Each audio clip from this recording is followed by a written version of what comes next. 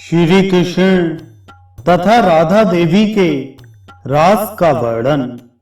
भगवान नारायण बोले, नारद, अतीत काल की बात है, असंख्य ब्रह्माओं का पतन होने के पश्चात भी जिनके गुणों का नाश नहीं होता है तथा गुणों में जिनकी समानता करने वाला दूसरा नहीं है, वे भगवान श्री कृष्ण सृष्टि के आदि में अकेले ही थे।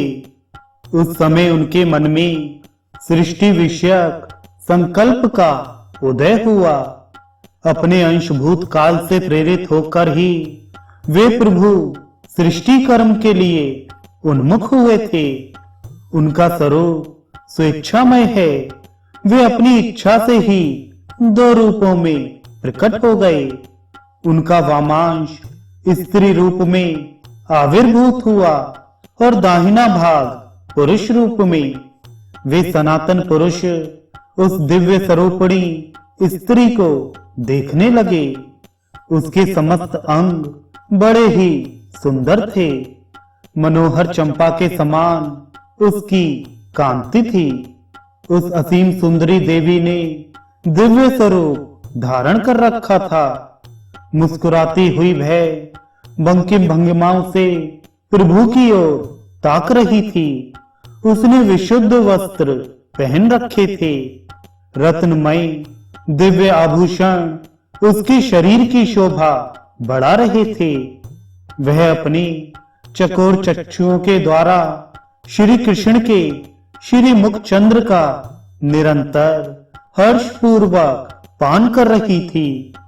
श्री कृष्ण का मुखमंडल इतना सुंदर था कि उसके सामने करोड़ों चंद्रमा भी नगण्य थे। उस देवी के ललाट के ऊपरी भाग में कस्तूरी की बिंदी थी। नीचे चंदन की छोटी छोटी बिंदियां थीं। साथ ही मध्य ललाट में सिंदूर की बिंदी भी शोभा पा रही थी। प्रियतम के प्रति अनुरक्त चित्त वाली उस देवी के केश घुंघराले थे। मालती के पुष्पों का सुंदर हार उसे सुशोभित कर रहा था।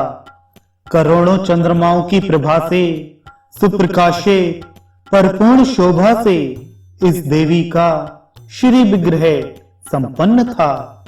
यह अपनी चाल से राजहंस एवं गजराज के गर्व को नष्ट कर रही थी। श्री कृष्ण परम रसिक एवं रास के स्वामी हैं। उस देवी को देखकर रास के उल्लास में उल्लासित हो वे उसके साथ रास मंडल में पधारे। रास आरंभ हो गया। मानो स्वयं श्रृंगार ही मूर्तिमान होकर नाना प्रकार की श्रृंगारोचित चेष्टाओं के साथ रसमय क्रीड़ा कर रहा हो। एक ब्रह्मा की संपूर्ण आयु पर्यंत यह रास चलता रहा।